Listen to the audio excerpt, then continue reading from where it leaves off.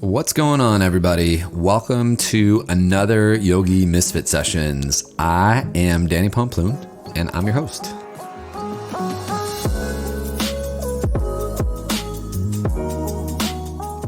So I'm hoping everyone had a good summer because it's time for the summer to start toning down, which means that back to school and all the things that happen with back to school and everything that happens in life at this point in time. I personally have been more on the chill train. I had an epic summer. It was so much fun. I had a great time. I got to connect with a bunch of really good community members, and yeah, I got to do a lot of really fun journeying this summer, and I am just so pumped up that I get to slow down a little bit and actually kind of tune inward. And that's been my goal. Especially after my little, I did too much this summer and then Burning Man and all that stuff that kind of just compiled on one another. And so now I'm going to pump the brakes for a little bit and just enjoy and try my hardest to relax a little bit and to start to nurture myself and fill my cup up. And that's going to be a lot of meditation practice and a lot of journaling and a lot of just sitting and seeing what happens with that. And a lot more breath work too. And speaking of breathwork, so it's session 87 today, and I had Eddie Stern on the show. And so this is kind of funny because over the last month or so, I have been, for some reason, in this conversation of breath and the science of breath. And then Eddie popped up and we started to get into this organic conversation, and he wrote this really awesome book, which I now have had a chance to read since we recorded the show. And it's an amazing book, but it really starts to break down the science of breathing and why, when people actually tell you to take a deep breath to relax, how it actually works. And it's cool because as yoga practitioners, I don't think we necessarily know that, or even as human beings, we just don't really know why it happens or why people tell us to take a deep breath. And so we dive into that. He's a really, really, really smart dude, really cool guy. And who knows, we might be partnering up to do something fun a little bit later on. I want to give a big shout out and big love to my friends over at SF Yoga Magazine. And I also wanted to tell everyone about my big charity yoga event happening in San Francisco. It is the One Love Movement San Francisco. This is the 4th year we're doing it. It's happening on Saturday, September 28th. It is myself, Stephanie Snyder, Peter Walters, and Julianne, and we're going to be teaching to our yoga class to help raise money for homeless youth here in San Francisco. And yeah, it's cool because the entire event is 100% in charity. So no one makes $1 off of it. Everything goes right back into the community. You can sign up using the links below. We would love to have you at the One Love event. If you can't come, you can still donate and just buy a ticket. And of course, if you love the show, please leave a review on iTunes, and it helps out a lot. But mainly I want you to come to One Love more than anything else right now, because we get to take our yoga practice off our mats and into the world. Without further ado, here goes session 87.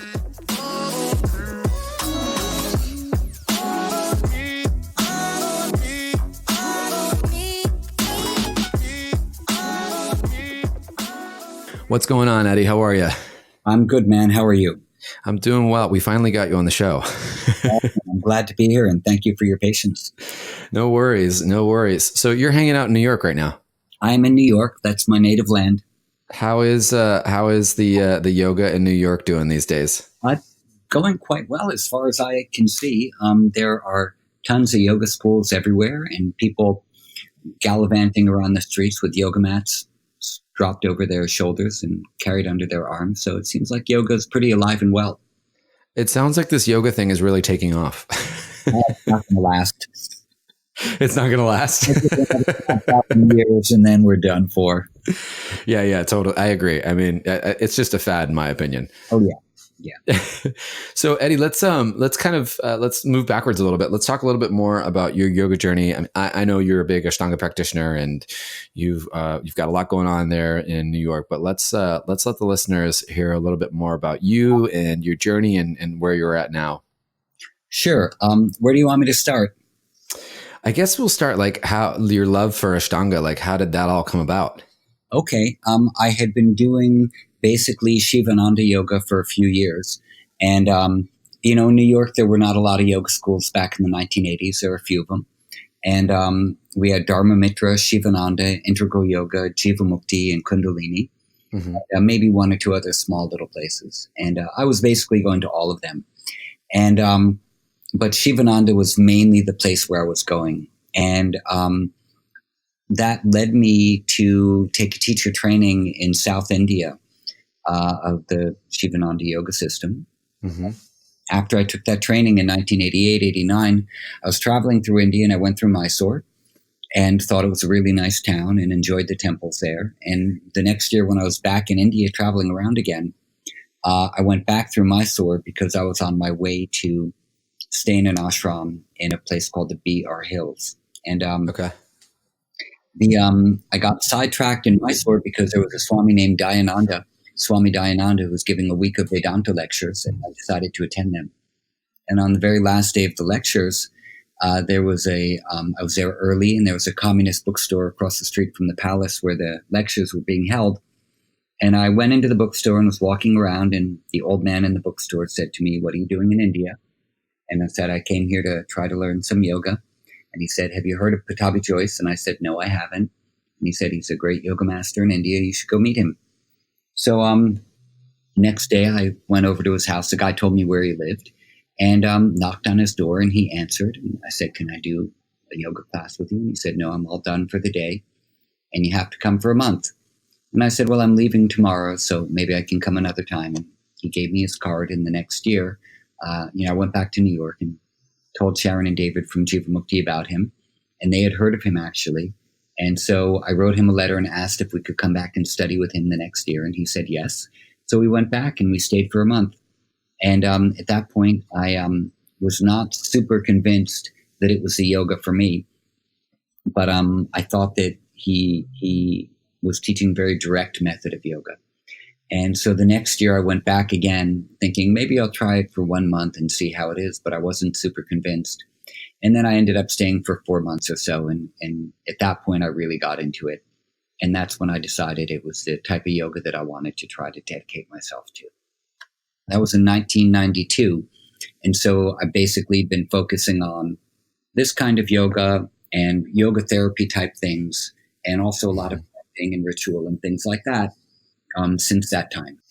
How how long were you actually out there total, and how long did you study there in Mysore before you decided to come back and bring it out here? I did a 20-hour weekend intensive and then decided to come back and become a teacher. Okay. No, So that was a joke. Go ahead. Well, I don't know if you were like, I was like, oh, he's going to tell us that he was working with someone else out here.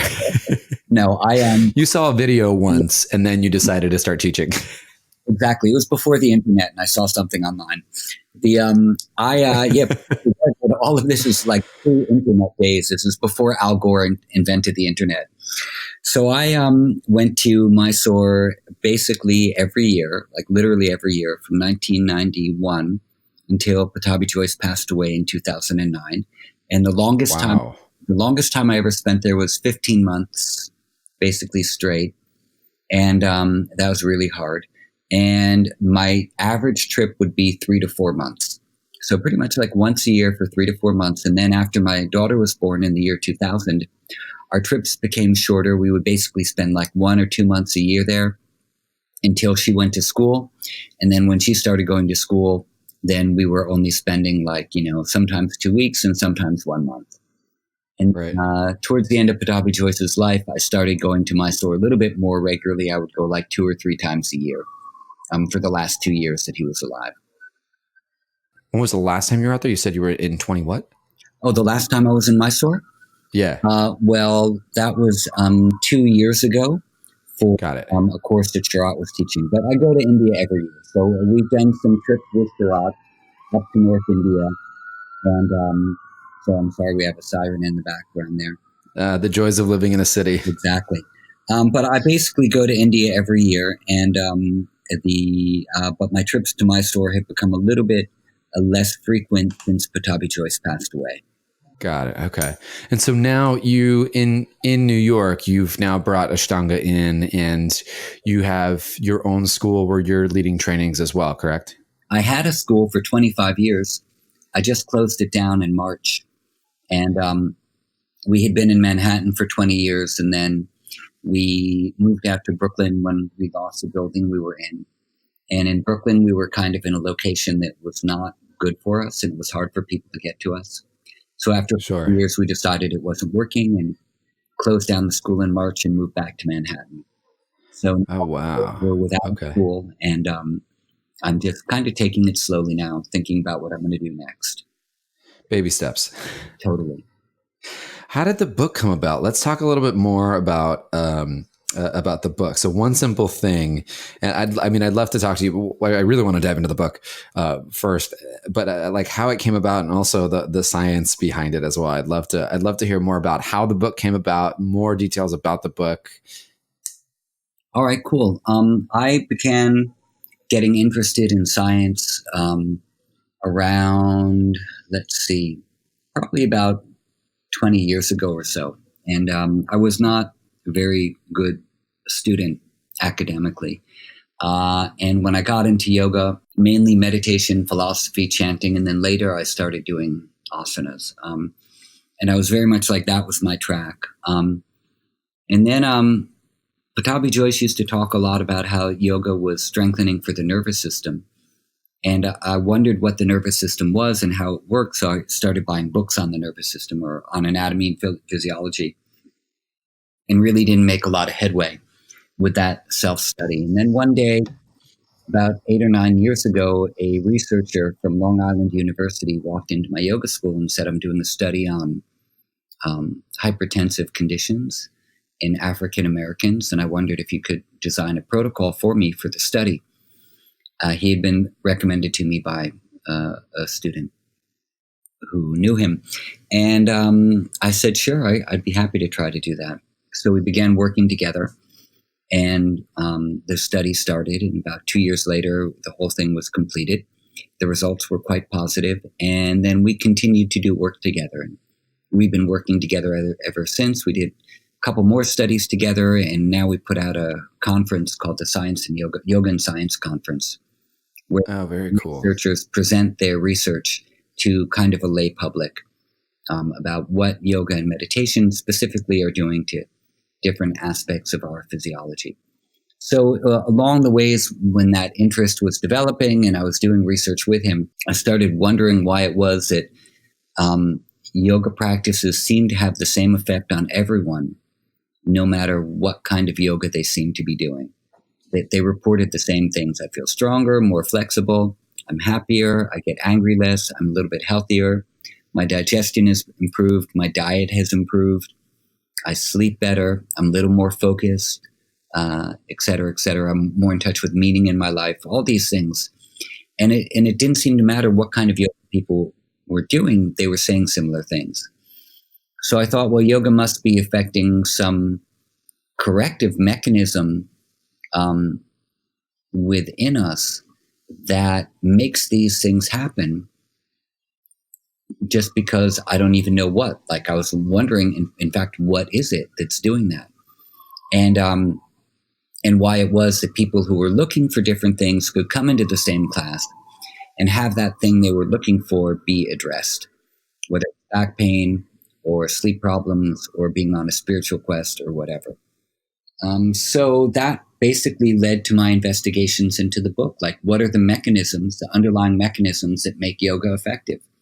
And a lot of it has to do with the autonomic nervous system, with the vagus nerve, which is the large bundle in our parasympathetic nervous system, the downregulation of the sympathetic nervous system, as well as the different communication networks within the brain and how they operate and communicate with each other. Those things seem to be accessed directly through doing 4 things consciously. Number 1, posture, how you hold your body. Number 2, rhythmic, smooth breathing, usually with extended exhale. Number 3, some type of vocalization, whether chanting or the vocalized sound in the breath or the vocalized pranayamas. And the last is behavior. So, for example, gratitude, appreciation, and a feeling of thankfulness will improve certain biophysiological rhythms and patterns in our body, like heart rate variability and the tone of the vagus nerve, for example. And anger and frustration and fatigue will interrupt those patterns. So these four things, the posture, breathing, vocalization, and behavior, are the four foundational root practices within classical Ashtanga yoga. That means not like the branded one, but the general Ashtanga 8-limbed yoga that is taught in different ways in different places.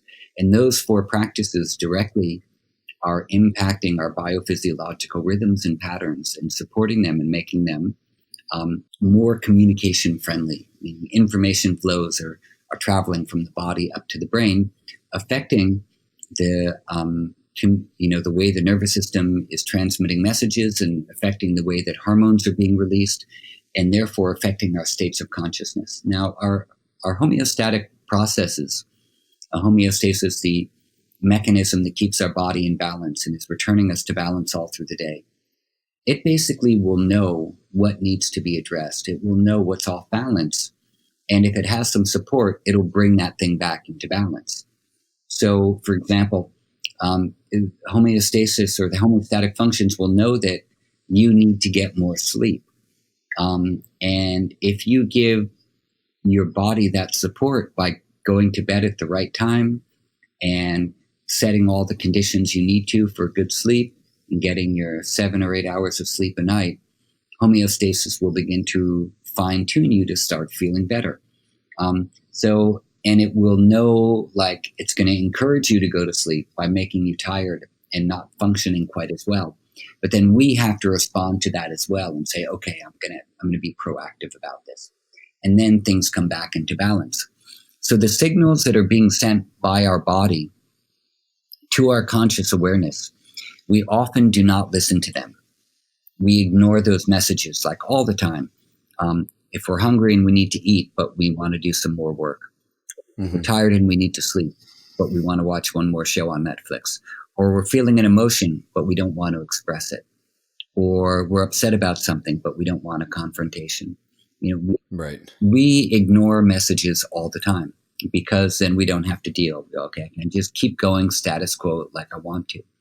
And then problems happen. Then things fall out of balance. And the functioning of our body is not going to, on its own, just make everything okay. We have to cooperate with it. And by we, I mean like some conscious decision making to say, okay, I'm going to help you do the job you need to do to keep me healthy and keep this whole organism of mine functioning so I can do the things that I want to in my life, and find purpose, find meaning, be happy, connect with people, be effective, get things done, or just get a good night's sleep. But it's a bidirectional process. And this is why the vagus nerve is so interesting, because the vagus nerve is a bidirectional nerve. Messages from the body up to the brain, and then from the brain back down to the body. There's this constant communication going back and forth. So, and our relationship with that nerve plexus also needs to be bidirectional too. We need to work in conjunction with it.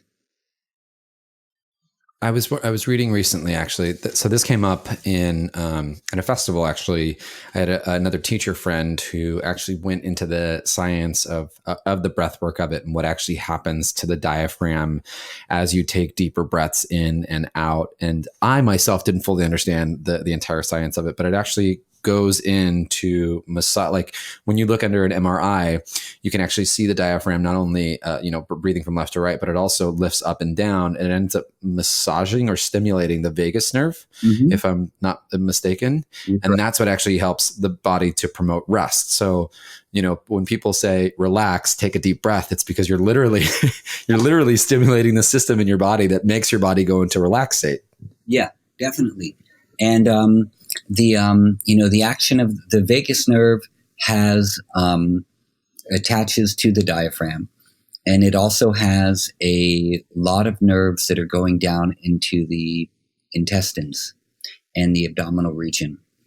And so what happens is the vagus nerve below the diaphragm, these are unmyelinated nerve sheets, slower acting nerve messages, and they're also largely related to the sympathetic nervous system and fight or flight. That's why when you get a big fright, you feel it in your belly or your belly drops. Or, if you have a huge scare, you might lose control of the bowels, for example. Sure. So smooth rhythmic breathing, where the abdomen is coming in and out, is sending messages of rhythmicity to all the vagal nerves in the intestines or in the entire abdominal cavity. And those messages of rhythmicity are getting sent up to the brain to tell the brain, everything is okay. You can be calm.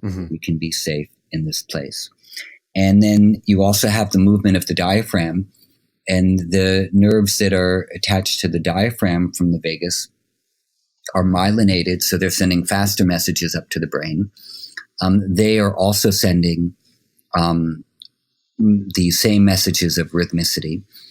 And the vagus nerve attached to the heart also primarily is the thing which is going to slow the heart rate down on the exhale. And then that brake will release a little and allow the heart to speed up on the inhale.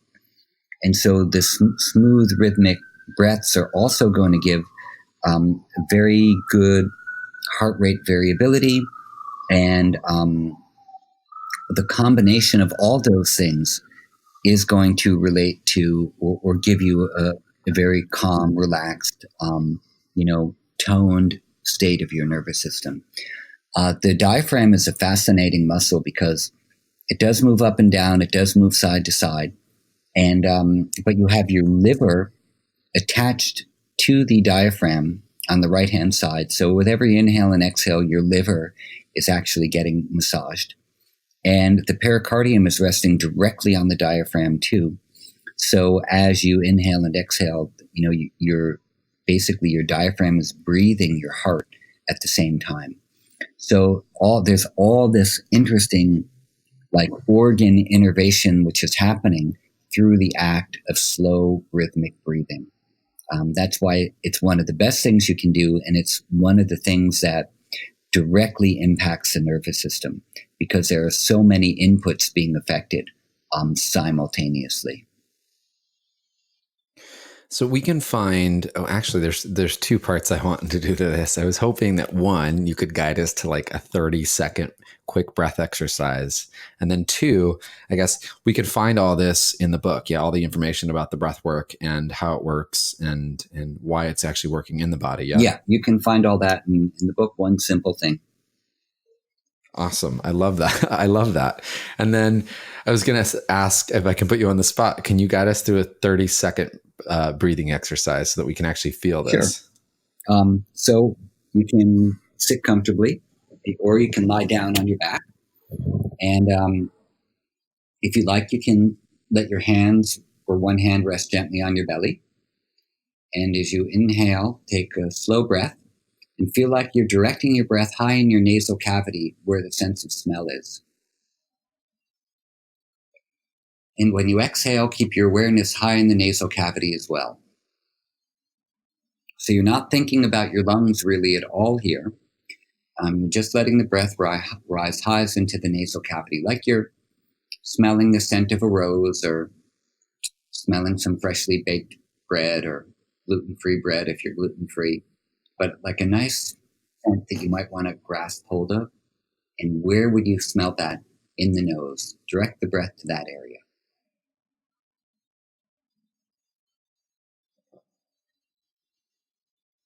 And then when you exhale, keep your awareness there and feel your belly pulling in gently as you exhale. So it's a relaxed, smooth inhale. And then a slow, steady exhale. And maybe let your exhale be a little bit longer than your inhale, by about 1 or 2 seconds. You don't have to be sitting up too straight for this.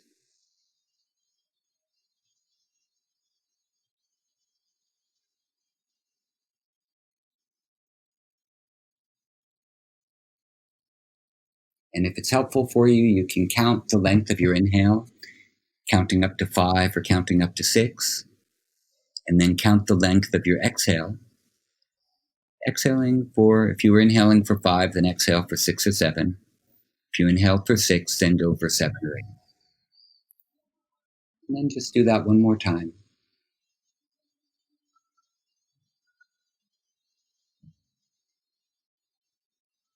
And then relax your breathing to a normal pattern.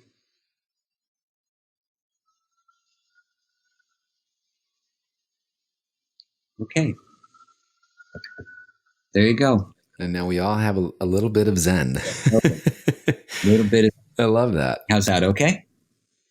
It's perfect. It's just so nice to, there's a lot of, I think it's really easy to get caught up in like, new agey, and there's so much out there these days. And I think, even myself as a practitioner and as a teacher, we don't really hear all the science or get to hear all the science behind how this stuff actually works, and how, for instance, how a meditation actually changes your brain.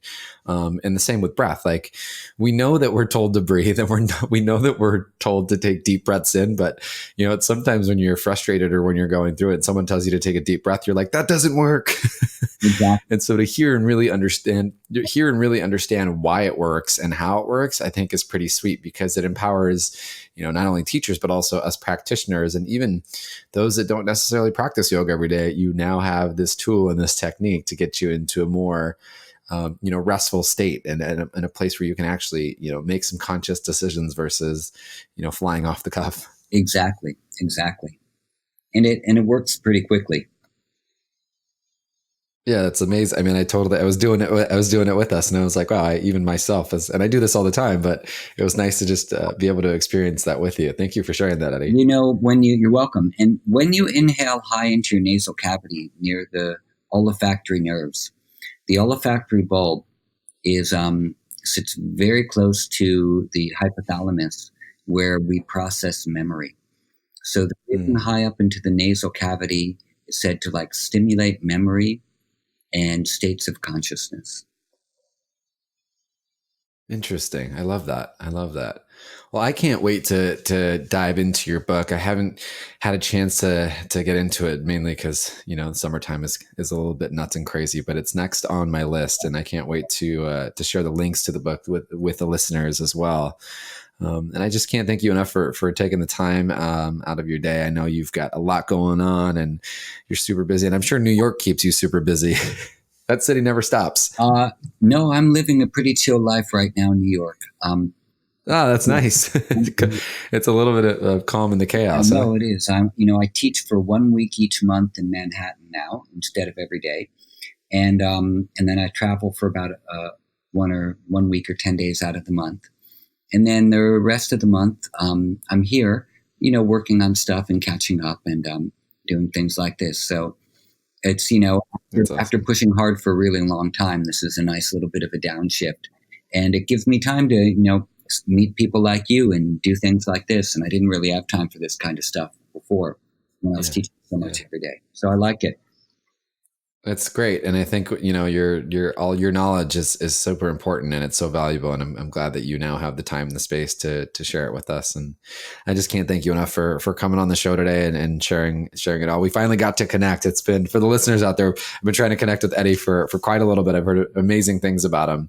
And so we now get to speak to him. So thank you so much again for coming on the show, Eddie. I really appreciate all your wisdom and just taking the time out. Thanks a lot for having me on, Danny, and talk to you again soon. Thank you so much again for listening to the show. I'll just say it one more time. Listen, we have an opportunity to come together and really take our practice into the world. And so if you are around San Francisco on September 28th, we would love to see you at One Love SF. It is going to be an awesome time. You can follow the links below. You can check out my Instagram. You can check out my website. It is all over the place, but we're going to be raising some money for a really good cause. Till the next session, peace out.